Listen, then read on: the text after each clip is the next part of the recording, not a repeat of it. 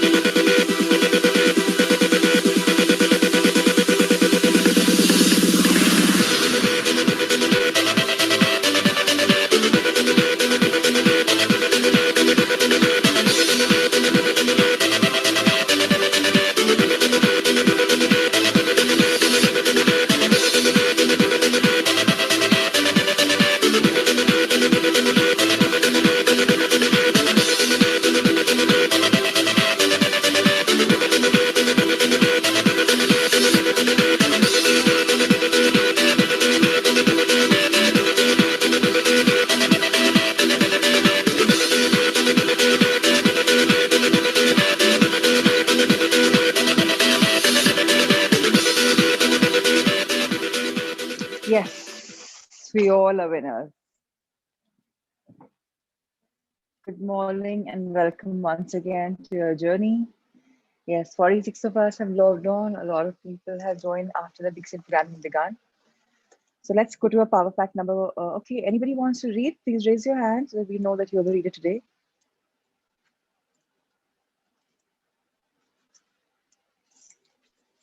Rupal, are you here with us? It's been long since you read for us. Rupal, Ayushi. Rupal has raised her hand. Lovely. Yes, you haven't read for us, and I thought it's going to be cool to read, especially with this deep studying happening. Hi, good morning, everyone. Good morning. So today it's all about mixing up all that movement and exercise, learning about how important everything is, and Rupal will take us forward. Mix up all that movement and exercise. Variation in exercise can be wonderfully beneficial for the body. Oh God, sorry. Variation in exercise can be wonderfully beneficial for the body. Mix up your workout routine, go for a hike on the weekend, take a dance class, go rock climbing, practice yoga, do some Tabata, or join a team sport so that there is enough variation. By mixing things up, you stay interested in activity, have more fun, and burn more energy because your body has to adapt to something new. Also, there's excitement for something which you haven't done. There's no monotony. You will be doing something new. You'll be challenging yourself. There will be a lot of fun, vigor, exercise involved, and this will also be happy calorie burning. So yes, try that little different stuff so that you'll make yourself more busy constructively and losing calories and toning yourself up. So yes, with that we conclude today's power fact number 48, and we move on to a fantastic book of the greatest secret. I think a lot of you had questions yesterday about, okay, if we aren't mind, if we aren't body, who we are. But yesterday, thank you to Pratima ji and thank you to Shilpa Tibrewal who posted lovely videos for all of us. So that's how life is. Soul moves from one life to another so easily, lives a full life. But to make it meaningful, to make it purposeful, is our duty here on earth. So the amount of good deeds you can do, unconditional good deeds, is really important. So when you do a good deed, oxytocin is released in your body. It's a happy hormone. So please realize that you have to keep doing something good for people in everyday life, for yourself, because that's how you will grow. So until you become an unconditional giver, you can't really become a receiver. So get that karma circle, keep moving on. Today we will be reading about how it is to be big pretenders and what it is, the entire science behind it. Upal, please read for us. Your thoughts, feelings, sensations, and beliefs seamlessly work together to convince you you're a person. We're all big pretenders. We're pretending very small. We are pretending we are very limited. We are pretending we are a small, limited person who is born, lives for a time, dies, and that's the end of us. But nothing could be further from the truth. We are self obsessed with an imaginary character that doesn't exist. Shakti, Katrina, Maggie. We could say that this imaginary character is exactly like a movie character. We know the actor playing the character exists, but does the movie character know that the actor exists? No, the movie character is imaginary. So I hope this last two lines are making some point home that what are we all about? We are in an imagery world. We are thinking of some imaginary characters being us, but the soul inside us is immortal. So how do we nourish our soul is the million-dollar question, and we'll keep coming to that as in the chapter that unfolds. So let's turn the page. We cement our belief that we're a person with every thought. If you check on any thought, you'll find that there's a me at the center of every one of them. Those thoughts centered around the me you believe yourself to be affirm over and over again that you're a little limited person. When you believe the voice in your head is who you are, you automatically believe everything it says. You believe all the thoughts that your mind generates. Thoughts like, I'm getting old, I'm too tired, I'm not good enough, I can't do it, I don't have enough time, I'm not as healthy as I used to be, I don't have enough money, I'm not smart enough, my eyesight is not as good as it used to be, I don't feel loved, he or she doesn't approve of me, I don't deserve it, I'm scared of dying, I don't know what to do. These thoughts are all limitations imposed on you by your mind. Who you really are is unlimited, which means absolutely nothing has power over you. My teacher says that we're practicing being small through constant limited thoughts like the ones I just listed. And if we were not practicing being a small limited person, we would see the truth of who we really are. So let me also give you examples of people who've lived in the 90s and never had specs. People who lived in the 90s have never walked with a crutch. People in the 90s who are very active doing whatever their life wants, whatever their purpose is, and people in the 90s not having any kind of freckles, any kind of aging signs. Why? Because they don't think they're getting old. They think they're still getting younger and younger and younger. And they think everything in life is wonderful. And their attitude is like, never say die. And such people, when they come up and when they grow up, they're only an inspiration because there's nothing called a limiting belief in their life whatsoever. When you grow up with facts like these, life is absolutely wonderful because you're endured, you're believing in a world of abundance. You're not looking at that limiting belief of yours. Because there's nothing called limiting belief. Everything is open for you. So why not become such people? Why not embrace a world where everything is positive, everything is overflowing with joy, beauty, life? That's the purpose of our being. Why not radiate our inner happiness or inner joy to people around us, whether we know them or whether we don't know them? Now, that's the power of life. If we realize that we are the creators of our life and we can share this happiness with the world, we'll grow as people. Let's read further. Everything about a person is the very opposite of who you really are. The person is imperfect. The real you is perfect. The person is temporary and limited. The real you is permanent and unlimited. The person born and dies. The real you is never born and never dies. The person is personal and unstable. The real you is impersonal and always stable. The person has changing moods. The real you is constant happiness and peace. The person is full of judgments and opinions. The real you is allowing and accepting of everything. The person gets sick and becomes old. The real you is not subject to aging and sickness can never touch you. The person becomes old. The real you. The person gets sick and becomes old. The real you is not subject to aging and sickness can never touch you. The person suffers. The real you is free of all pain and suffering. The person dies. The real you exists for all eternity. What do you understand from this?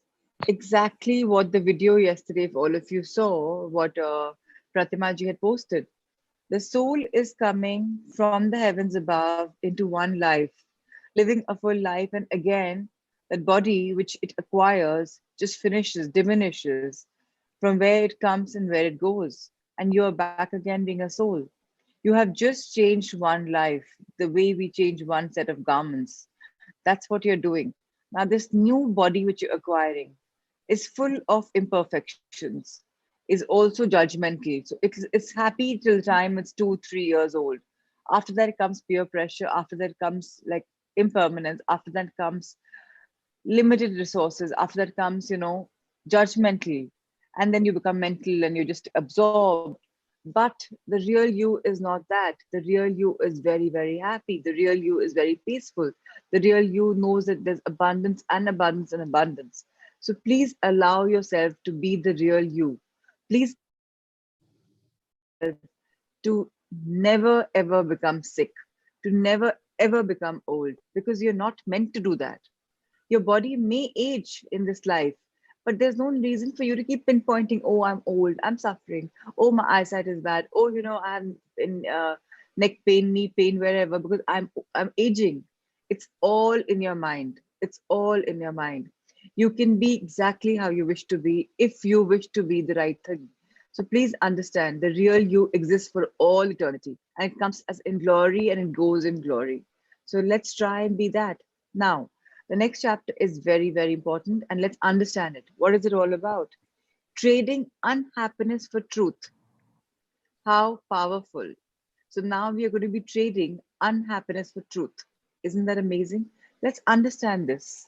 There's only one way to have a blissful life with lasting happiness, and that is to know your true nature. There's only one way out of a life plagued with problems, negativity, and discord, and that is to know the truth of who you really are. The real you is infinitely grand and glorious, whole, perfect, and in total peace. And you're blinding yourself to this by assuming that you're a limited ego. Drop the blinder, the ego, and be forever in perfect peace and joy. When you've found yourself, you will have everything. Lester Levinson from Happiness is Free, Volumes 1 to 5.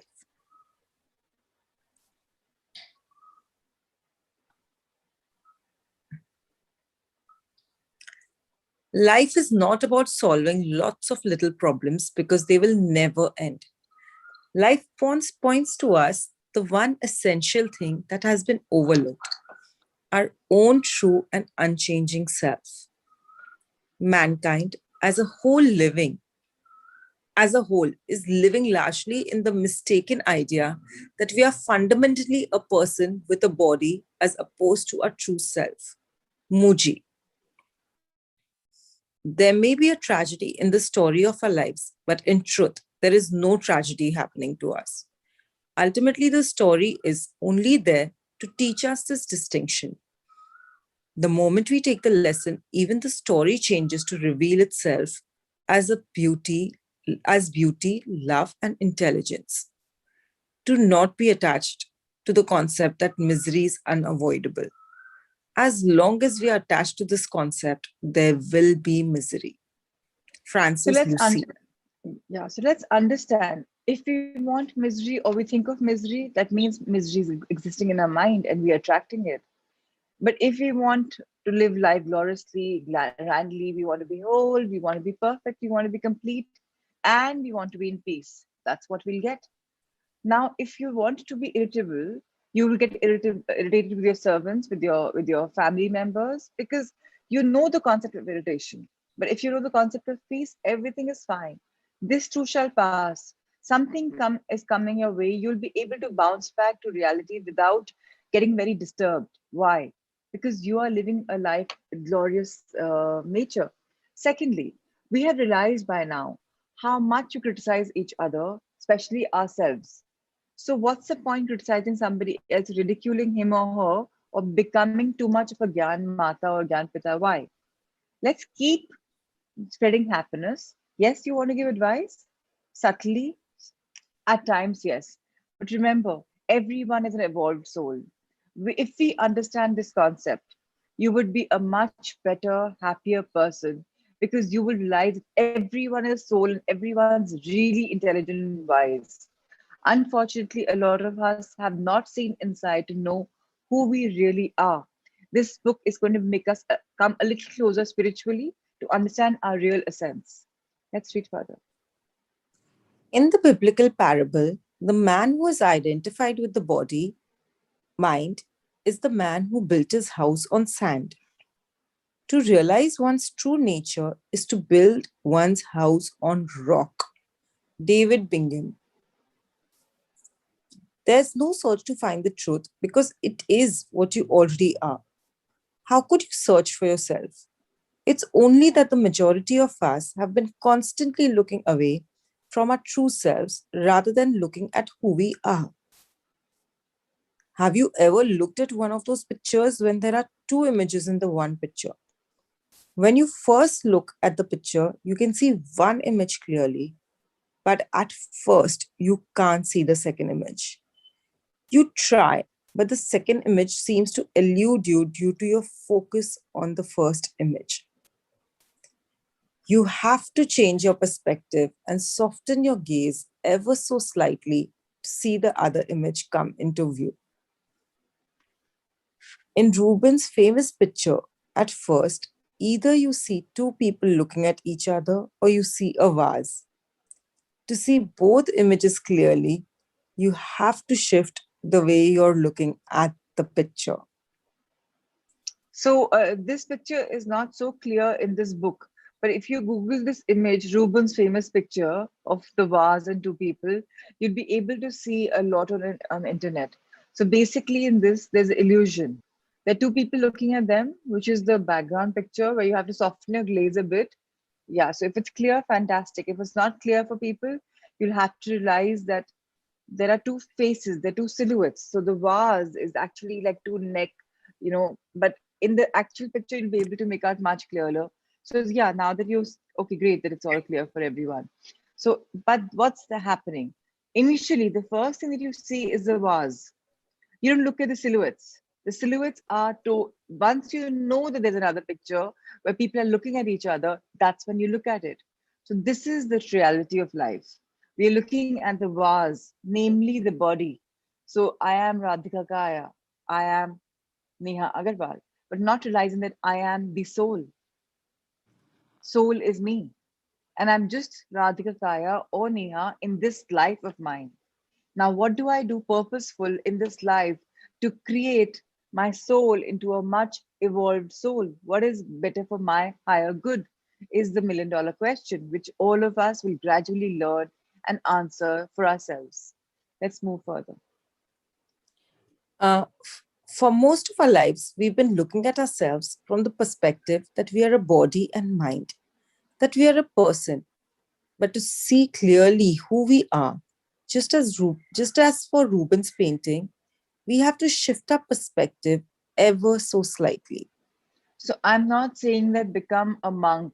I'm not saying become a very evolved soul and you forget your family. No, you are a family being. You are a lovable being. There's nothing called that you have to become uh, you know, you have to leave all of this. No, you very much are going to enjoy your life. Except that change your perspective, change the way you're handling yourself, become a little evolved, understand, forget the fact that you were angry once, or you were frustrated once, or that you were guilty once. Forget it. It's all over. Now move on to a happy being. Now we're going to be revealing something very, very simple and with this very simple question. So please let's read it. The reveal. Let me ask you one simple question. Are you aware? Your answer must be yes. Otherwise, you wouldn't be aware of the question I just asked. Let me ask you again. Are you aware? Yes, you're aware. You were aware as a baby, through your childhood, your teenage years, and throughout adulthood. You've been aware your entire life. Awareness is and has been the only constant in your life. Your body keeps changing, your mind keeps changing, thoughts, feelings, and sensations all keep changing. But the one thing that has never changed is your awareness of it all. And that awareness is who you really are. You are awareness. You are, you are it. It's so close and you cannot see it. You look through its eyes at the world around you. Jean Frazier from The Freedom of Being. When we say I, we've been conditioned to believe that we are referring to the body, when really I is referring to awareness. David Bingham. You are not a body, a mind, or a bundle of thoughts, feelings, memories, or sensations. You are the one who is aware of your body, your mind, your thoughts, feelings, memories, and sensations. You are awareness itself. If we are aware of our body, if we are aware why the body has weight, if we are aware of our mind, if we are aware of our thoughts, and we know that every single thought, and when we add feelings to it, together manifest whatever we want, we will become far better people. And you can manifest what is for your highest good. You can manifest so much in life beyond just for I, me, and am. At the moment, what is manifestation? It is so all about I, me, and am. My body, my life, my wealth, my being. How many people have actually manifested peace? How many people have actually manifested a beautiful life which can be worthy for others? How many of us have actually manifested a complete life for every single thing? 80% of our life is about I, me, and am. That's not wrong at all. No, it's not wrong. But let's realize that we are aware. Now we are aware of exactly who we are. That I'm not just a body and mind. I'm not just thoughts. I'm not just feelings. I'm in totality, an entire experience. And I am power. I am awareness. Let's read further.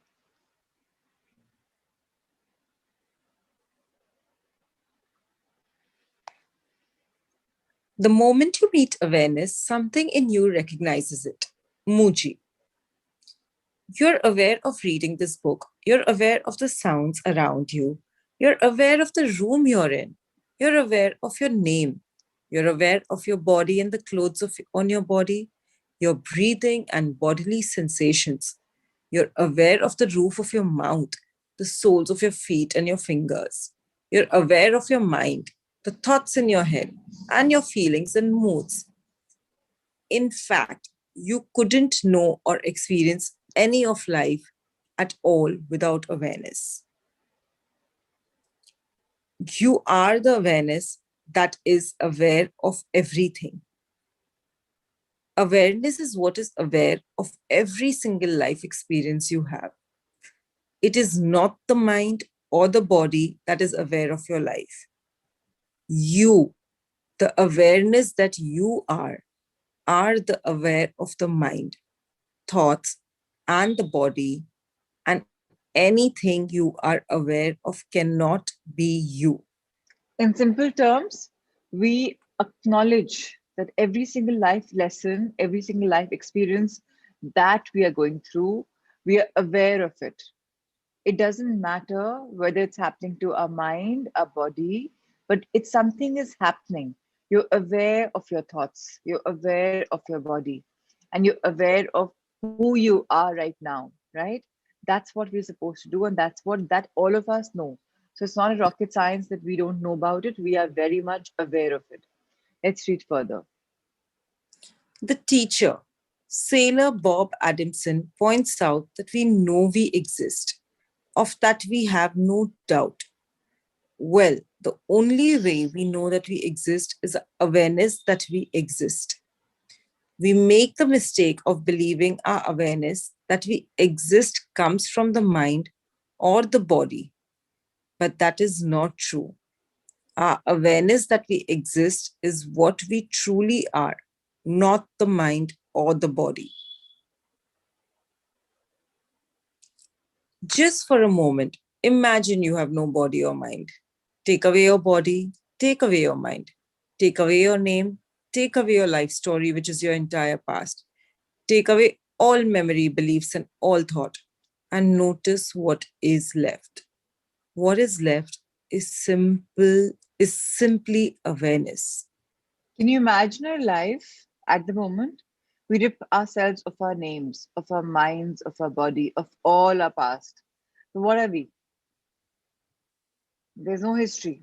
You were not born to so and so parents in this so and so city, so and so country, or married, or whatever, whatever, whatever. You have no children, you have no life story, none of your holidays, none of experiences, nothing. We have no memories, we have no beliefs because this memory and this belief has only come in this life, right? What the past life is something that very few of us have gone into. So, what is left? I am the soul. Just that. It's very deep, but yeah, I think it's beginning to sink in now that there is a life beyond just I, me, and am. Let's take this learning forward. If someone were to draw our attention to the white paper on which these words are written, we would suddenly become aware of it. In fact, we were always aware of the paper, but we didn't realize it due to the exclusive focus of our attention on the words. Awareness is like the white paper. Robert Spira from being aware of being aware. Just like the white paper, awareness is always present in the background of our life. We usually give our exclusive attention to our mind and thoughts and our body and sensations. because they are very attention grabbing. But we could not experience the mind and its thoughts or the body and its sensation without awareness to be aware of them. Just as we could not see any words if it were not for the background of the paper the words were printed on. So let's talk about awareness. So do you know that there are people who can't taste salt or they can't taste sweet? They have a they have no taste. You give them whatever to eat, they have no taste because they have no taste buds. They are aware of it. So how monotonous life becomes, right? But right now, what are we are taught these sensations. We are taught these experiences. We are told, yes, I have, okay, taste and see how is it? These are all things that you're aware of. So how are you going to etch these off your mind or etch them harder? Is something that we will keep realizing in the pages that unfold. Let's talk about this white paper further. I've Even next yeah, page couldn't use it. yeah. Give your Subtle. attention to this. Yeah. Yeah. Give your attention to this background, even a little, and you will discover a whole new world. Hail dwarf skin. Just the way Awareness. you, one second, just the Sorry. way you had that Rubens paper where there's a white background and there's a vase on top. But the white background was actually two souls looking at each other, right? Similarly, now is the time to look beyond I, me, and am and look at our background, look at where we are, and we will discover a lot. Believe me, if you think you guys have reached the magical point, you invested something in yourself, it's not even 10%. There's a whole new world. I wouldn't say not even 1%, but forget 10. There's a whole new world waiting to be discovered. And that world is mesmerizing. It's so beautiful, so profound, and so amazing. And when your awareness sinks in there, you will really be enthralled. It's really, really captivating. Let's turn further. Let's read further. Awareness is the most obvious element of experience and yet the most overlooked. Robert Spira from being aware of being aware.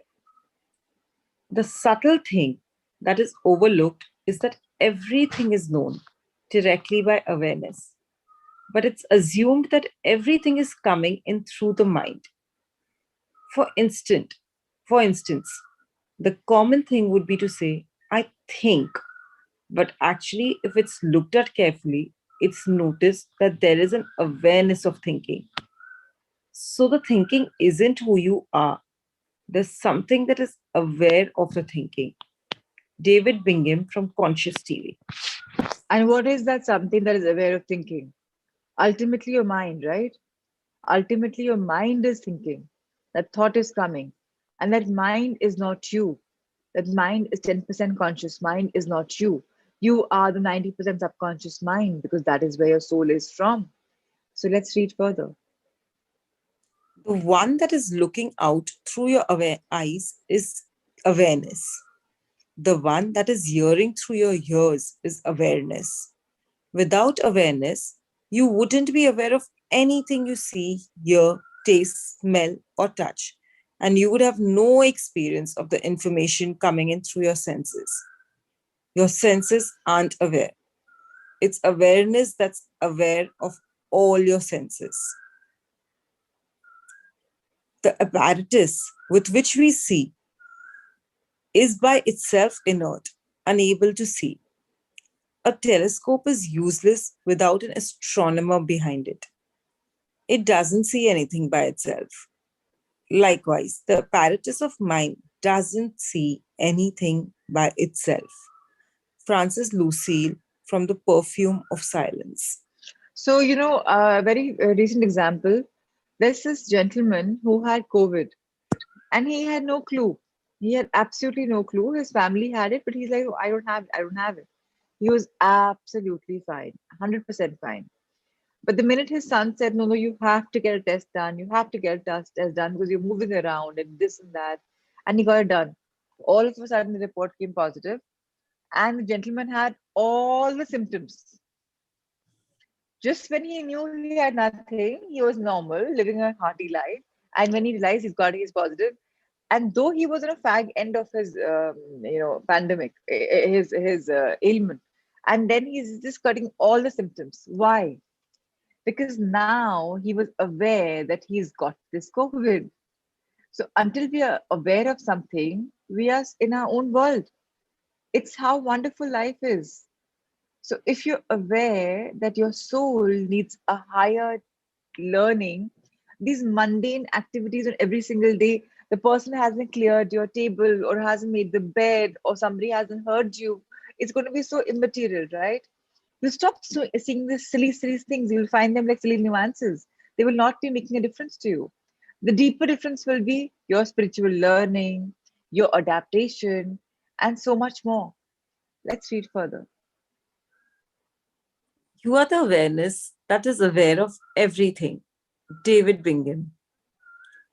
This individual consciousness, a feeling. I'm a person, a separate individual, a mind or soul confined within the limits of a body, is merely an imagination, a false and distorted form of our pure consciousness. I am. But it is nevertheless the root cause of all desire and all misery. Michael Yes, James from Happiness and the Art of Being. the root cause is our awareness many times. Awareness of something which is very man made, it's very imaginary. And that is what leads us into a miserable life because we desire something and that's not coming our way. And there's frustration and then you're miserable. The me that we imagine we are is just another thought, says Kalyani Labri. So the me, I'm just something, it's a fictitious imagination. Yes, it's true also. I mean, I am existing. If I see there is a Prachi Agarwal living in South Delhi or SDA, I am there. It's not like I'm not there. Yes, I do have a life, but my soul needs to evolve. If I understand this, then every other immaterial stuff will at least become negligible. Maybe. At least I can prioritize something in life when I'm aware of my deeper being. That who am I? I am the soul. Let's read further. Our real nature, the infinite real self that we are, is simply us minus the mind. Lester Correct. Levinson from Happiness is Free.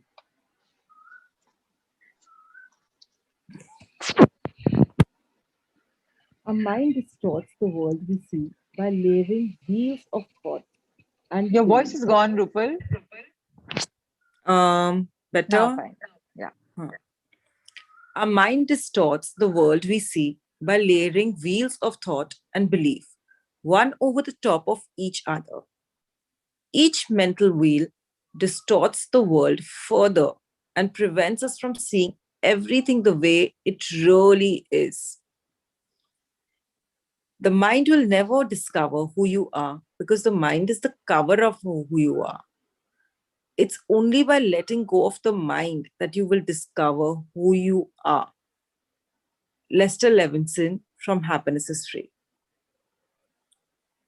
Trying to see the truth with your mind is like trying to see something with a blindfold on. You need to drop the blindfold to see, just as you need to drop the mind to see who you really are. Attempting to understand consciousness with your mind is like trying to illuminate the sun with a candle. Muji from Whitefire. Without even realizing, without even realizing it, most of us are constantly focused on the noise of thoughts coming from our mind. Awareness is always present, but when there's a break from the noise of thoughts, it's much easier to notice it. When thoughts stop, we become consciously aware of awareness, which has been existing silently in the background all along. So, how many of you have actually meditated and just been simply aware that there's something on? Now, Dr. Kirti had told me long ago that we should meditate without music. How many of us can actually meditate without music and realize that we're just simply aware of who we are? I'm very happy to hear that there are a few people like this in the group. Fantastic, more power to them. They are evolved. It's lovely. So it's very, yeah, Monish, that's the hard, that's the fact. Most of people can't. People who are saying I do really need to think actually deep inside that are we actually able to do it or is it just temporary? So yeah, if you've been in a training program, you've learned it, it's different. But now when you're just you without your thoughts, when you're simply aware, then that is the magical maker. So please remember, it takes time to get evolved. And I'm not saying that we are in the wrong path. It's fine. Now again, Ayushi is being guided. Now Dipali has learned it. So that's different. But a normal person cannot stop the clutter of the thoughts that are going on. Once your thoughts stop coming, meditation is not about stopping the thoughts, but when you evolve yourself and the thoughts stop coming, that's when you're completely aware. So remember, we are people in progress. We will come to that stage. It'll take us time. The journey has just begun for many of us. Many of us have never done meditation before this session began. Really? Yeah, I mean, the people were really? Yeah, but people haven't. Can anyone raise their hands or just say in the chat box if meditation was the first time around in the session? Chanting is different. Just meditation. When you're closing your eyes, you're breathing deep, getting centered and aligned. So just see, there are people who've never done it before. So then, if we are so new in this journey, how do we expect ourselves to go so deep down? It takes time. Even this book, it might just be something new for all of us.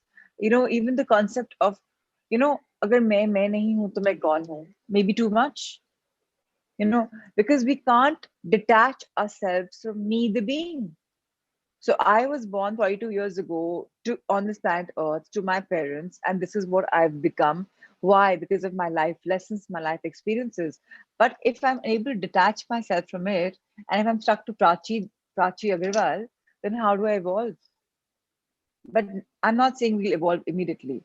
But I'm just trying to say that maybe this book will help us reflect more, take us closer to our being, and make us realize that who we are. And when that happens, you'll really have a breakthrough. And I promise you, it'll happen with a lot of us because we will be realizing that there's a lot of life which is there, which we haven't yet discovered. And yes, so tomorrow we will be talking about our mind's cover up. So it's very interesting. I'm not putting an entire book to us on one go because it'll go overhead. Let's talk about one single thing a day and realize where we are. Today, let's move on to Ikigai. It's a lighter book, but it's a very beautiful book because Ikigai will lead us into our this life's purpose. So this life, I am whoever I am. Why have I been born? Why am I born as Reena Singhania? Is a question. Why am I born as Dr. Kirti? Just to be a doctor? No. Just to be a homemaker? No. What is my purpose? What is my ikigai? Apart from my qualifications, my degrees, my education, what is my purpose? And this book is gradually exposing us to that world. Today we will read about Wabi Sabi and Ichigo Ichii. It's very understanding and it's very, very profound and deep. And I think with Rupal's magical voice, we'll be able to understand it much faster because much lighter in learning. Let's read it. Wabi Sabi is a Japanese concept that shows us the beauty of the fleeting, changeable, and imperfect nature of the world around us. Instead of searching for beauty in perfection, we should look for it in things that are flawed and incomplete. This is why the Japanese place such value, for example, on an irregular or cracked teacup. Only things that are imperfect, incomplete, and ephemeral can truly be beautiful because only those things resemble the natural world. So let's understand if something is picture perfect, whether a person or whether a thing, like wow, wow, wow. But can anyone find perfection in something that is not perfect?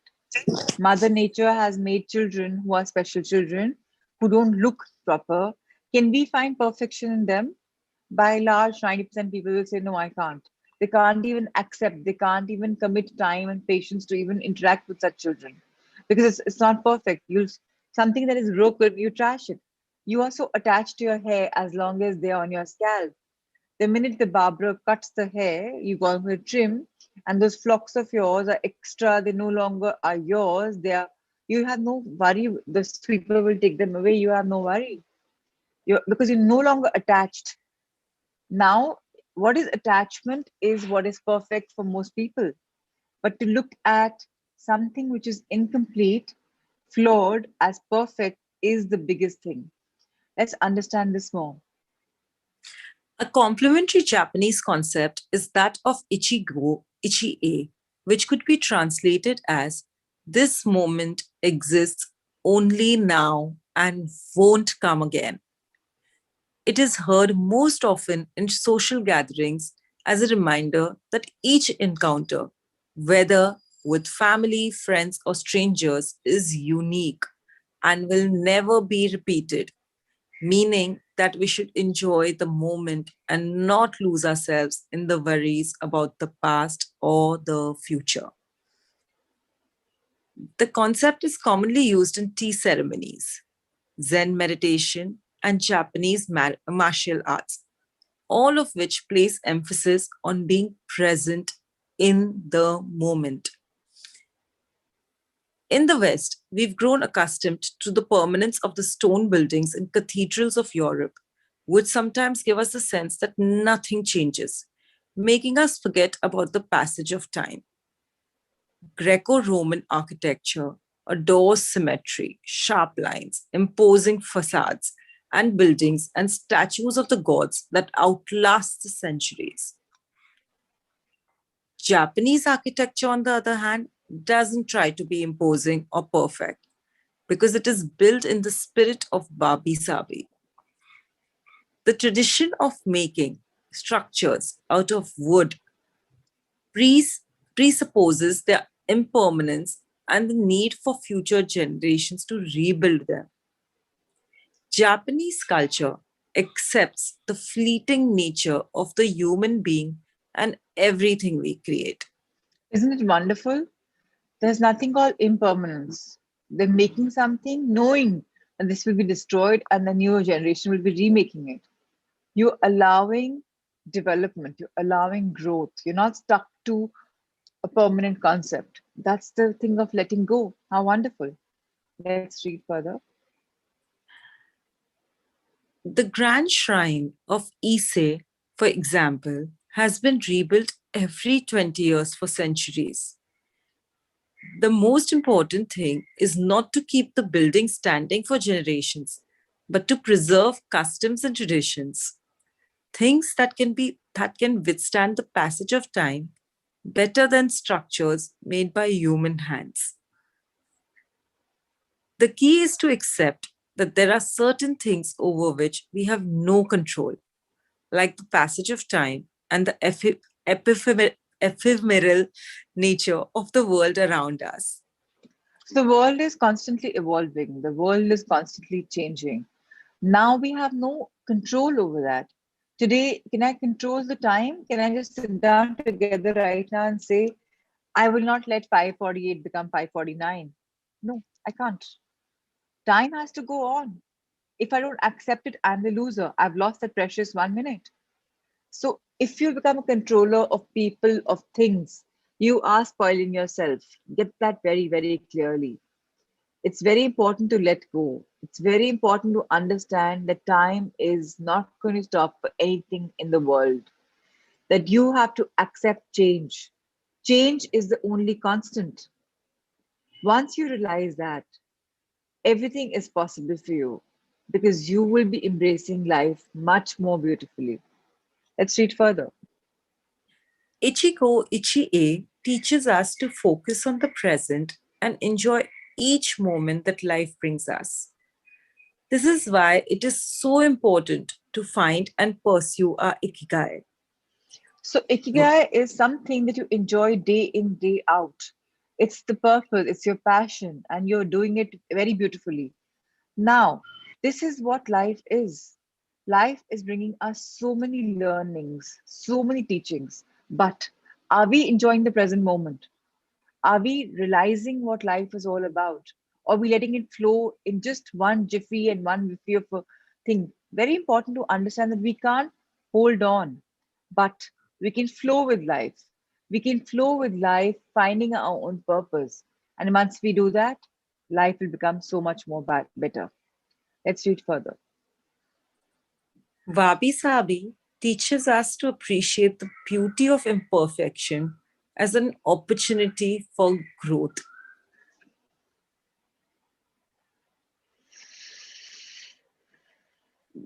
Beyond resilience, anti-fragility. As the legend goes, the first time Hercules faced the Hydra, he despaired when he discovered that cutting off one of its heads meant that two would grow back in its place. He would never be able to kill the beast if it got stronger with every wound. As Nazim Just one Nicholas, second, Rupal. I yeah, just read this sorry. question. No, my bad. Dipali Sangvi is writing, Prachi, what is the difference between Ichi Ho and Ichi E? So it's Ichi Go and Ichi E. They're actually four characters of Japanese script which are used in this, which actually means impermanence. It actually means live the moment. So we are not going to let it go. So it actually is also meaning that one time one meeting. So at one time one thing is happening, right? At one time in your life something more is happening. So live this moment.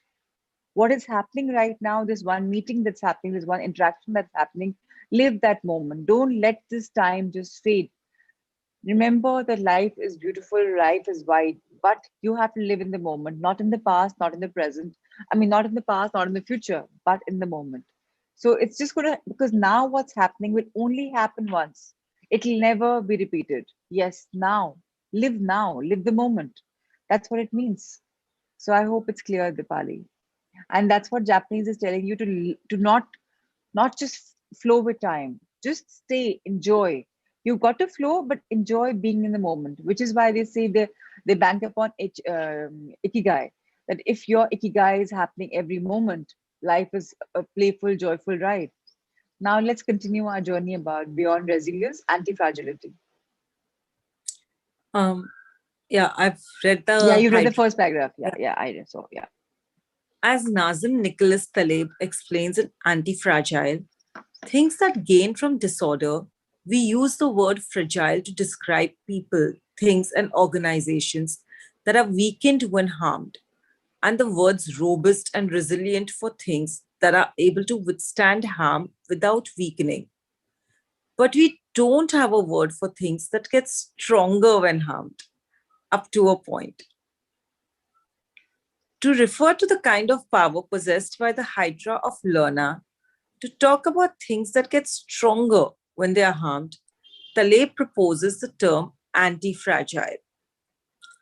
Anti-fragility is beyond resilience or robustness. The resilient resists shocks and stays the same. The anti-fragile gets better. 1 second. So I have a direct question. What is fragile? Something that's very delicate, that's prone to being broken very, very easily. So anti-fragile is something which is not delicate, which can't be broken very easily. So that's the meaning, and that's what we are studying. That what is it anti-fragility? So last line which Rupal just read is anti-fragility is beyond resilience or robustness. The resilient resists shocks and stays the same. The anti-fragile gets better and better. Let's read further. Catastrophes and exceptional circumstances offer good models for explaining anti-fragility. In 2011, a tsunami hit the Tohoku region of Japan, doing tremendous damage to the dozens of cities and towns along the coast, most famously Fukushima. When we visited the affected coast 2 years after the catastrophe, having driven for hours along the cracked highways, and past one empty gas station after another, we passed through several ghost towns whose streets had been taken over by the remnants of houses, piles of cars, and empty train stations. These towns were fragile spaces that had been forgotten by the government and could not recover on their own. Other places, such as Ishinomaki and Kesenuma, suffered extensive damage but were rebuilt within a few years, thanks to the efforts of many. Ishinomaki and Kesenuma showed how resilient they were in their ability to return to normal after the catastrophe. The earthquake that caused the tsunami also affected Fukushima nuclear power plant. The Tokyo Electric Power Company engineers working at the plant were not prepared to recover from that kind of damage. The Fukushima nuclear facility is still in a state of emergency and will be for decades to come. It demonstrated its fragility in the face of unprecedented catastrophe. The Japanese financial markets closed minutes after the earthquake. Which businesses did the best in the aftermath? Stock in big construction companies has been steadily on the rise since 2011. The need to rebuild the entire coast of Tohoku is a boon for construction. In this case, Japanese construction companies are anti-fragile since they benefited enormously from the catastrophe.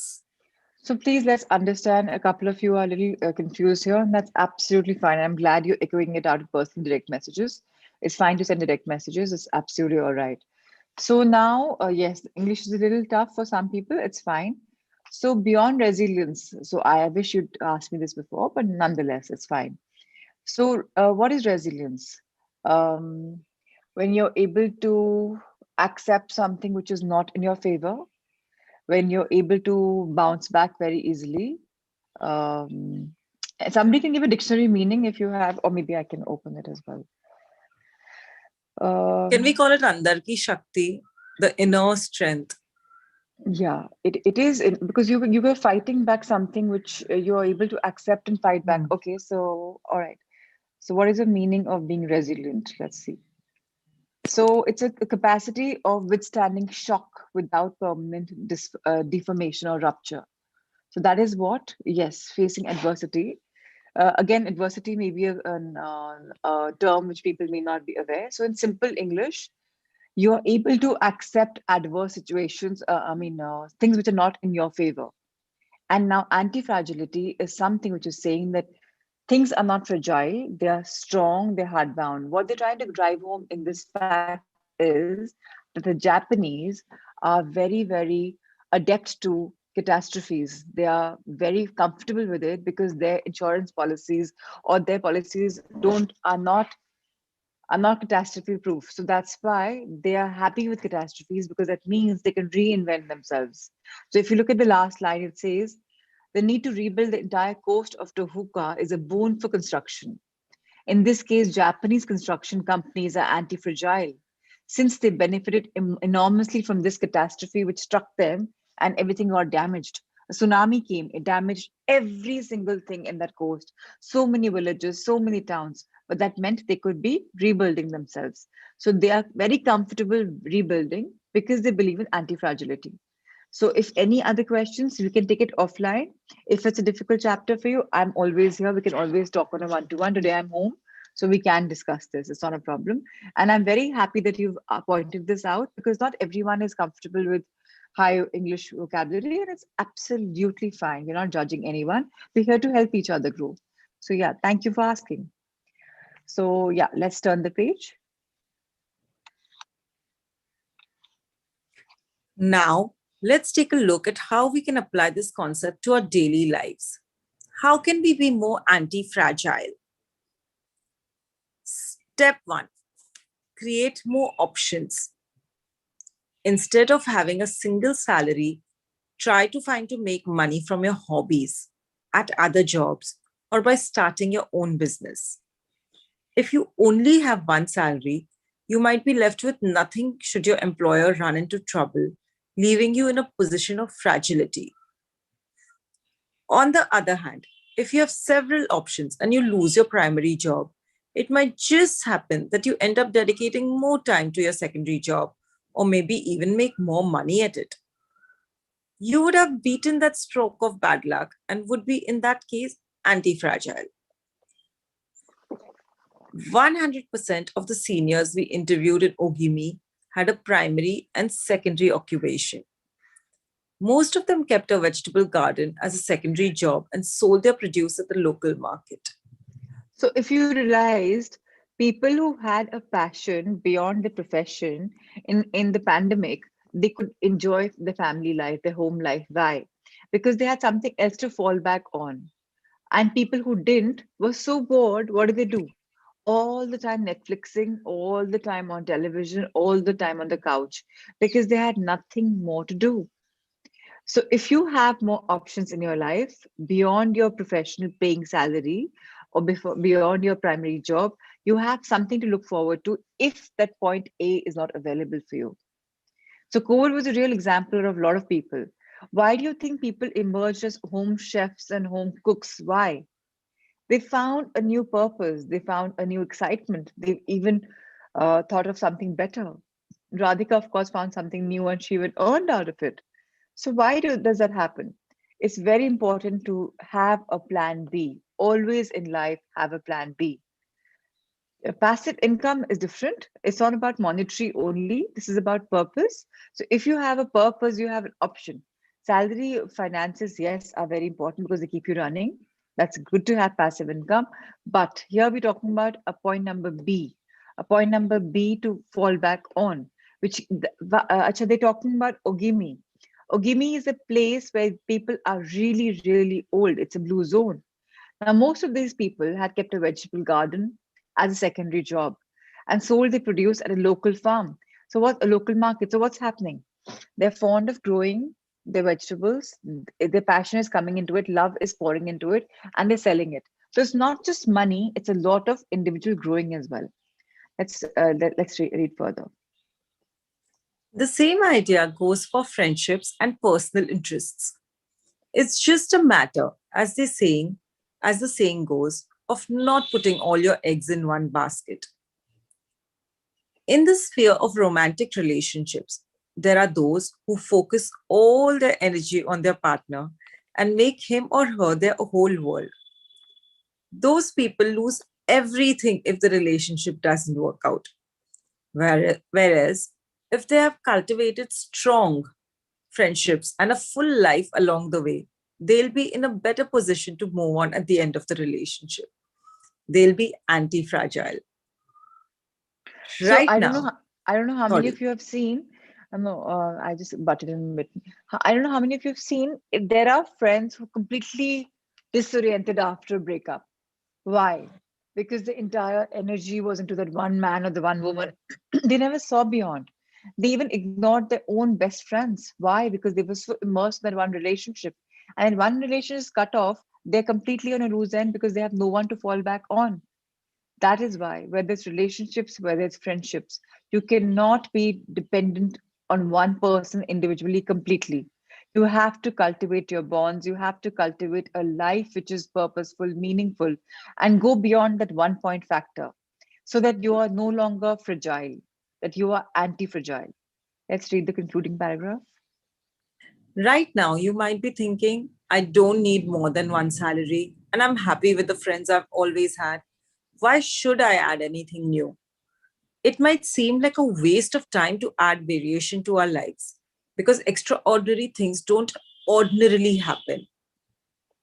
We slip into a comfort zone, but the unexpected always happens sooner or later. So yes, again, this book is so beautiful. You might just thinking, why do I have to do it? But if you adapt to this book's reading and you involve yourself in this journey, you will emerge a winner. We all are winners. It's not like we are not. But your life will become extraordinary. Why? Because you are having some variations. Because you're breaking the barriers of going from your comfort zone to something which you're not comfortable with, but something that'll pay you back big, big time. So Ikigai is just one of your journey. In that are many, many steps. And we're coming to this step by step. Today we've read step 1. I want you to ponder on this step. I don't want you to rush up and read the step number 2 and go further. No, just read where you are. By now, we're coming to a conclusion of the book. We've done a lot of studies. Again, people who haven't found the Ikigai, please keep reading. Like, for example, Radhika in our group, she found Ikigai. She didn't even realize that it was an Ikigai. But when she did the book, she said, Ma'am, I realized that it's, painting is my Ikigai. I'm a professional, I do children clothes. But then painting and sketching and, creating people's moments on paper is my Ikigai, and I get paid for it. So how wonderful. A lot of us will find our Ikigais, that's surety. Those of who we won't, by the end of this month, when we're concluding, we will find. So on this note, we'll take a break. Tomorrow we'll read about step number 2. Let's see the blessing for the day in the heart thought. Rupal, thank you, thank you, thank you. You were fantastic as always as a reader. I truly am blessed with such good readers every single day. And Thank you can for someone giving me raise the a hand? chance. Thank you, darling. Thank you so much for coming forward after I invited you in. All right. Anybody who's never read for us? Anybody ever? Like a debut reader for the Heart Thought? No matter how good, no matter how bad, please come up.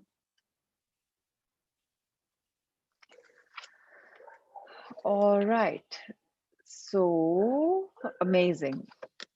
Radhika, are you coming online? All right. Read it for us. Fine. There was a time I asked Radhika, and Radhika said, no, I can't read. And she sent me a message. I'm so sorry. And look at this girl today. She's smiling away to sing. Yes, I can read for all of us. So again, people who are in the group called Loving Yourself, that means you do have a little weight over your ordinary weight. And that's why people call you overweight. So people who are addicted are usually running from themselves. And they use some sort of addiction to fill the space inside. So you're not overeating because you want to overeat. You're overeating because you need protection and love. And food becomes a comfort zone where you just are eating it because it makes you feel that there is something that is missing inside you. It feels you'll cover up, but it actually never happens like that. So next time when you're upset, try to do something else rather than eat food. And that's some conditioning which has happened in childhood. Whenever you were upset, your parents said, okay, ye kha le, theek ho jayega, you'll be okay. And that's when you tend to go back to food. So especially with parents, if your children are uncomfortable, don't put food in their plates. Don't put food in them because they will also become compulsive eaters. And when they have a fear, when they have a doubt, they will go to food. Today's heart thought is beautiful. It says, I am willing to release my fears. So yes, there are a lot of fears in all of us. It's time to shed those fears because believe me, life is beautiful. There's nothing to fear in our life. Let's read it. Radhika, please go for it. I am willing to release my fears. If you are overweight, you can have all the willpower and discipline in the world and go on all sorts of diets. You can be really strong, and for months you may not eat one mouthful of food that you shouldn't eat. Unfortunately, the moment you drop your willpower and discipline, the weight comes back again. It is because you have not dealt with the real issue. You have only worked on the outer effects. The real issue with weight is usually fear, which creates fat for protection. You can fight fat all your life and never get to the real issue. You could probably die believing you were not good enough because you could not lose the weight. However, you need to feel safe. Your need to feel safe could be fulfilled in a more positive way than the weight would leave it by itself. Say, I am willing to release the need for my weight problem. I am willing to release the fear. I am willing to release the need for this protection. I am safe. So anybody who's from the weight group can please click this, take a screenshot and share it again there. It's very simple. The time you are in love with yourself, the time you stop fearing, your weight automatically leaves you. And that's happened with a lot of people. Somebody's lost 5 kilos, somebody's lost 3 kilos, somebody's lost 2 kilos. And how? Effortlessly. Easily the weight just shedding off, right? Why? Because now you're not judging the food that you're eating. You're blessing your food. You're grateful for the meal that you're taking. Automatically your weight is going off because you are in love with yourself. You don't need protection. And that's how wonderful life is. Let's go on to a meditation. And I see a lot of compliments for Rupal as always coming up, that she's a brilliant reader, and undoubtedly about that.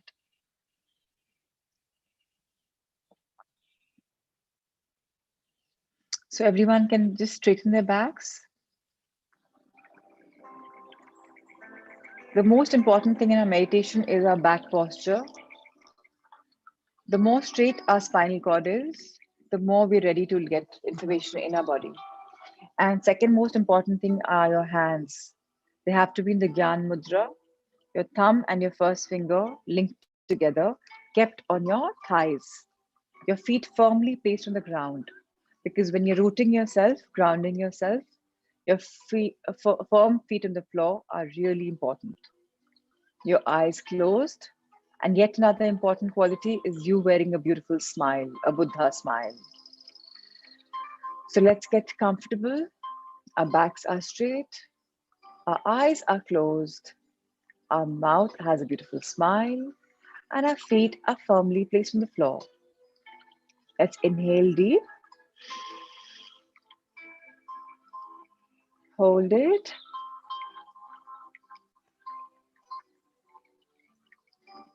and release.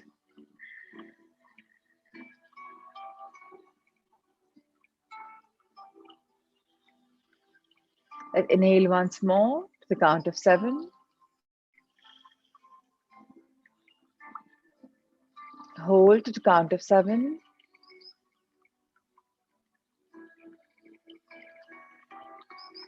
And release very slowly, counting from 14 to 0.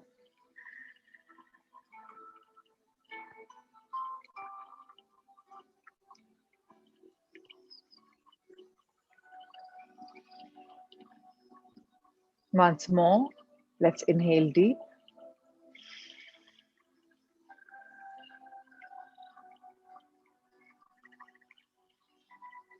Hold it.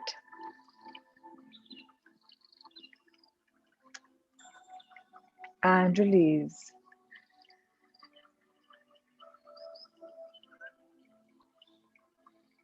Life is magical. Life is awe-inspiring. Life is wonderful. Every day, new wonders open up. Every day, new learning comes my way. And I am learning every single day. I'm getting enlightened. I'm falling in love with myself and my life. I love who I'm becoming. Somebody beyond myself. It's like I have a new extension. The new me is more kind, more compassionate, more loving, more generous, and more understanding. The new me knows that life is much beyond just I, me, and myself. The more generous I am, the more life becomes generous towards me. The more I give, the more I get. The more I'm a believer in magic, the more magic comes in my life. Whatever I desire comes my way so easily because I am a believer of the law of attraction. I'm a believer of the law of love. I'm a believer of the law of forgiveness. And I am a believer of all the laws of the universe, knowing each one is here to enrich me. I manifest very easily now because I know there is no scope for fear. Whatever I desire is what I manifest. I look at the end result. I forget the hows and the whys. All I need to understand is that this is my comfort zone, or this is what I really want to do in life. Think it, feel it, and achieve it. Any illness, any disease is surmountable with my knowledge of healing my body. I am the power. Whatever I want is possible. I'm realizing the power within me. How wonderful. Despite this new awareness of my mind, of my body, of my soul, yet I'm aware that I have a higher purpose, a purpose that I'm finding as my ikigai, to do welfare for the world, to reach out and to be a person who's an unconditional giver. Let me try and do one act of generosity a day. I am a money magnet because I wish and desire and get all that I want. And from this, the journey starts with thanking my finances at the present moment. The more I bless my present scenario, the more I grow financially, emotionally. And so it is. More power to each of our thoughts. May we live the life of our purpose, our dreams, and may they come to fruition. So it is. So it is. So it is. Now let's roll our heads in gratitude towards planet Earth, Mother Earth, the one who has nourished us, nurtured us, the one in whom our roots from our feet are growing. We are like the willow tree now, unshakable, because our tree, namely roots, have become wider, stronger, deeper. Because every day we are growing. Now the roots are so firm that nothing can shake us. Life throws challenges at us, but we are able to understand them so easily. We know the right channel. We are no longer judgmental because we are deep into understanding and we analyze our life ever so beautifully.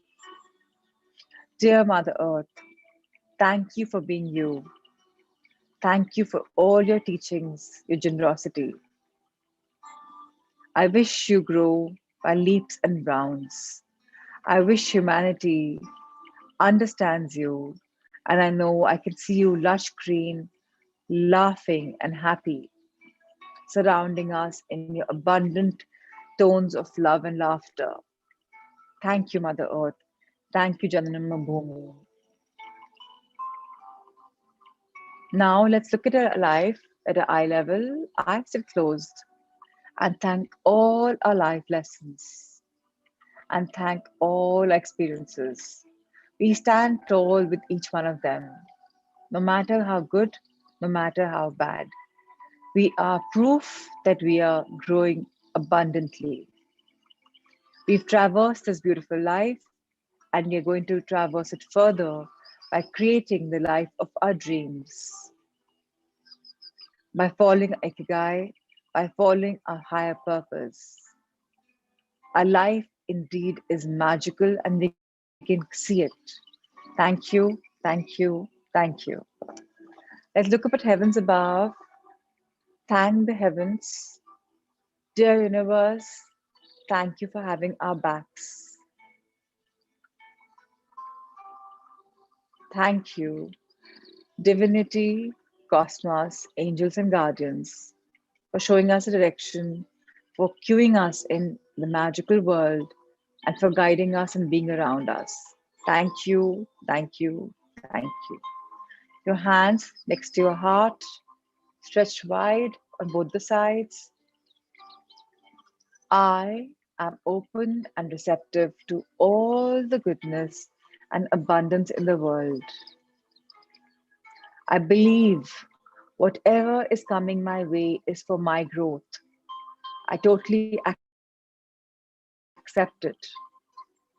I'm no longer rigid because I am a yes person.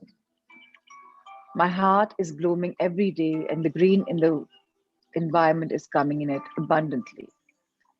Bring your hands together, fold them together, place them in front of your heart, and energize them by rubbing them.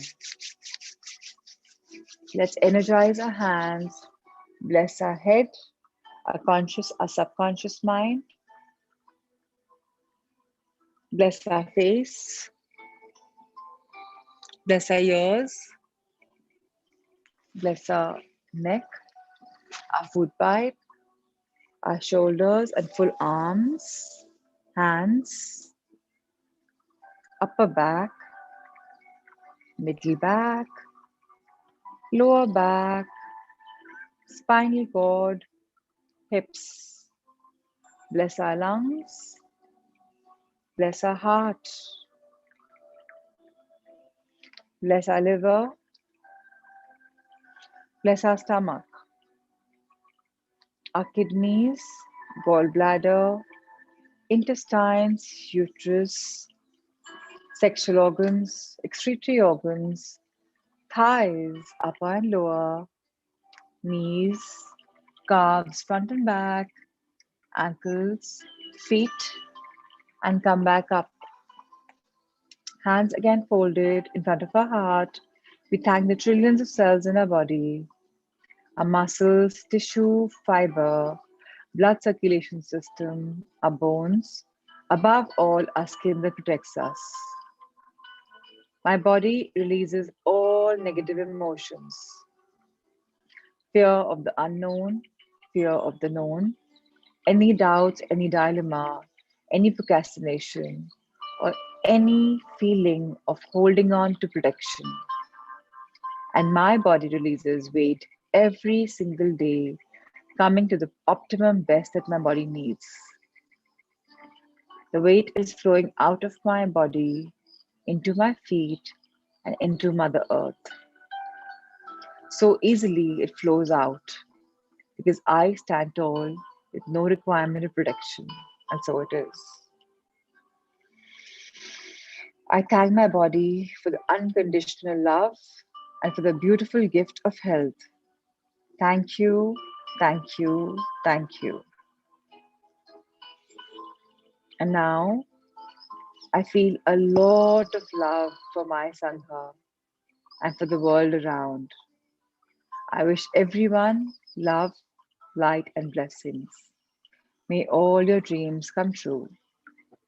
Alona and Sailesh, Nisha, Pratima ji, Radhika, Sneha, Kiran, Shilpa, Neha, Mudita, Sangeeta ji, Prima, Payal, Radni ji, Shelly, Anika, Archana, Mehak, Nitika, Monica, Poonam, Kirti, Harpreet, Kuldeep ji, Meenakshi, Anju ji, Shweta, Kavita, Rupal, Reena, Ankita, Archana, Sapna, Sunita, Akshay, Ayushi, Preeti, Dipali, Monish.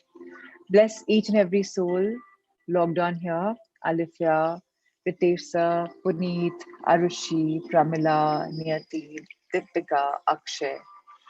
Lots of love to everyone. May all your dreams come true.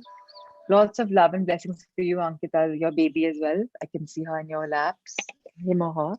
So, yes, may everyone's dreams come true, and so it is. People who had a worry about today's learning in the session, please reach out to me. Don't feel uncomfortable. I'm glad you reached out here also on private message. So please reach out and we shall definitely take this journey forward.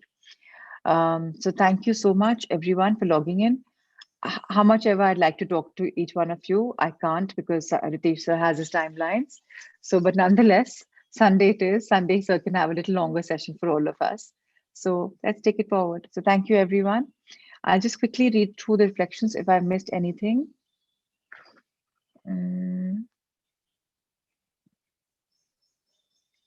All right. So no questions which I missed. All right. See you tomorrow, same time, same place. Take care. Have an awesome day. Lots of love.